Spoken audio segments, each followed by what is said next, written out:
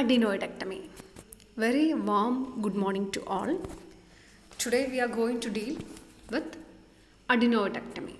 In last class we were discussed regarding tonsillectomy and tonsillitis. Also discussed regarding adenoiditis. Today we are going to deal with adenoidectomy. Adenoidectomy may be indicated alone or in combination with the tonsillectomy. In the later event, adenoids are removed first and the nasopharynx packed before starting tonsillectomy. The adenoids are situated here. Adenoidectomy may be indicated alone or in combination with tonsillectomy. In the later event, adenoids are removed first and the nasopharynx packed before starting tonsillectomy.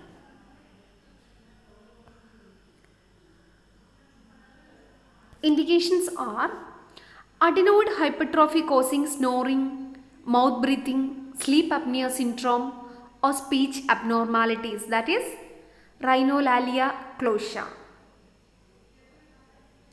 The next indication is recurrent rhinosinusitis. Then chronic secretory otitis media associated with adenoid hyperplasia.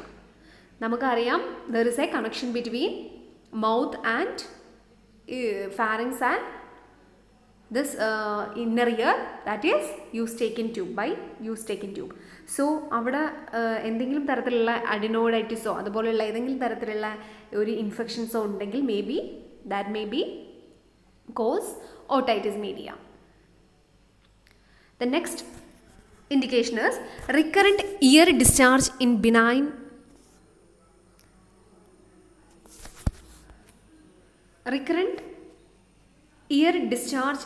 benign tumors associated with adenoiditis or adenoid hyperplasia. Recurrent ear discharges undengil that may be an indication for adenoidectomy. Then dental malocclusions. Dental malocclusions means adenoidectomy does not correct dental abnormalities. നമുക്കറിയാം adenoidectomy ചെയ്താൽ ഒരിക്കലും നമുക്ക് പല്ല് ശരിയായിട്ട് കിട്ടില്ല, but will prevent its recurrence after orthodontic treatment. പക്ഷേ അതിൻ്റെ recurrence നമുക്ക് തടയാൻ പറ്റും. Then contraindications. Cleft palate or submucous palate. Removal of adenoid causes velopharyngeal insufficiency in such cases. So cleft palate ഉള്ള ഒരാൾക്ക് നമ്മൾ adenoidectomy ചെയ്യില്ല. Then hemorrhagic diathesis. Then acute infection of upper respiratory tract. Any upper respiratory tract infections എന്തെങ്കിലും ഉണ്ടെങ്കിൽ that may be another contraindications of adenoidectomy. Next we can move on anesthesia. Always general with local oral endotracheal intubation. Generally always giving general anesthesia with oral endotracheal intubation. Then regarding the position, mainly Rose's position as same as for tonsillectomy. Hyperextension of neck should be avoided. Hyperextend ചെയ്യേണ്ടന്നേ ഉള്ളൂ, അല്ലാതെ ടോൺസിലെക്ടമീൻ്റെ same position തന്നെയാണ്, that is rose position. In this position both the head and neck are extended, but hyperextension of the neck should be avoided. Hyperextend ചെയ്യേണ്ട ആവശ്യമില്ല here. So here the position. This is the rose position for adenoidectomy. Neck is extended by a sandbag under the shoulders and the head is supported on the ring. This is the rose position for adenoidectomy. In case of tonsillectomy, there will be hyperextension of the neck. Then this is the instrumentation, that is adenoid curette. Adenoid curette ആണ് കാണുന്നത്. adenoidectomy ചെയ്യാൻ വേണ്ടിയിട്ടുള്ള curate ചെയ്യാൻ വേണ്ടിയിട്ടുള്ള instrument ആണ് കാണുന്നത്. Gently insert ചെയ്തിട്ട് remove ചെയ്യുന്നതാണ്. This is a removed adenoids. Remove ചെയ്തേക്കുന്ന അഡിനോയിഡ്സിനെയാണ് നമ്മൾ കാണുന്നത്. This is a x-ray of nasopharynx that shows enlarged adenoids. നിങ്ങൾക്ക് ആദ്യത്തെ പിക്ചറിൽ ഉള്ള അഡിനോയിഡിൻ്റെ എൻലാർജ് ചെയ്തിരിക്കുന്നതാണ് രണ്ടാമത്തെ പിക്ചറിൽ കാണിച്ചിരിക്കുന്നത്. ആ ഒരു ഭാഗമാണ്. അപ്പോൾ വേണ്ടത്ര ഓക്സിജനും എയറും ഒന്നും നമ്മുടെ ഉള്ളിലേക്ക് നോസിലൂടെ എൻ്റർ ചെയ്യാൻ പറ്റുന്നില്ല. Then next regarding post-operative nursing management, in that there will be immediate general care. In immediate general care, keep the patient in coma position until fully recovered from anesthesia. Then keep a watch on bleeding from the nose and mouth.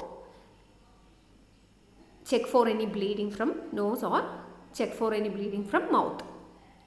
Then keep check on vital signs, that is pulse, respiration and blood pressure. Also temperature should be checked and recorded.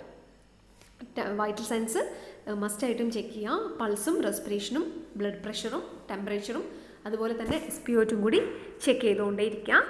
പേഷ്യൻറ്റിനെ same പൊസിഷനിൽ അനസ്തേഷ്യയിൽ നിന്ന് fully recovered ആവുന്നവരെ പേഷ്യൻറ്റിനെ same പൊസിഷനിൽ തന്നെ കിടത്താൻ വേണ്ടിയിട്ട് ശ്രദ്ധിക്കുക. Then watchful wait for bleeding എന്തെങ്കിലും ഉണ്ടെങ്കിൽ അത് ഡോക്ടറിനെ ഇൻഫോം ചെയ്യാം. Then this is regarding immediate general care. Then next one is regarding diet. When patient is fully recovered, he is to take liquids, example cold milk or ice cream, so that there will be stoppage of bleeding, if any bleeding. Then apply saline nasal drops. Then regarding the analgesics. Analgesics is given for relieving the pain locally in the throat and referred to ear. Can be relieved by analgesics like paracetamol. There is no dysphagia and patient is up about early. So analgesics usually നമ്മൾ കൊടുക്കുന്നത് paracetamol ആണ്. It can be relieve the pain from throat and ear pain. The next, antibiotics. A suitable antibiotic can be given orally by injection for a week. Patient is usually sent home 24 hours after the operation unless there is some complications. Patient can resume his normal duties within 2 weeks. Simple procedure ആണ്. വേണമെങ്കിൽ patient can usually send home 24 hours after the procedure. 24 ഹവേഴ്സിന് ശേഷം വേണമെങ്കിൽ പേഷ്യൻ്റെ വീട്ടിലേക്ക് പോകാവുന്നതാണ്. And he can start his normal duties within 2 weeks. 2 വീക്സിന് റെസ്റ്റിൻ്റെ ആവശ്യമേ ഉള്ളൂ. Suitable antibiotics 1 week ഇഞ്ചക്ഷനായിട്ട് കൊടുക്കുന്നതാണ് ഏറ്റവും better. So this all regarding post operative management, that is immediate general care, diet, nasal saline drops, analgesics and antibiotics. Then complications including hemorrhage, then injury to eustachian tube, etc. Hemorrhage usually seen in immediate post-operative period. Nose and mouth may be full of blood and the only indication may be vomitus of dark colored blood which the patient has been swallowing gradually in post-operative period. So അതിനാണ് നമ്മൾ പൾസൊക്കെ check ചെയ്യണമെന്ന് പറയുന്നത് in order to identify the hemorrhage. Rising pulse rate is another indicator for this hemorrhage and treatment is same as that of preoperative hemorrhage. Postnatal pack apply ചെയ്താൽ മതി നമ്മൾ, that is required for this management of the hemorrhage. Usually seen in immediate post-operative period. The next complication is injury to eustachian tube opening. ഇതാണ് നമ്മൾ തുറന്നു വെച്ചിരിക്കുന്ന adenoids. This is how we performed adenoidectomy.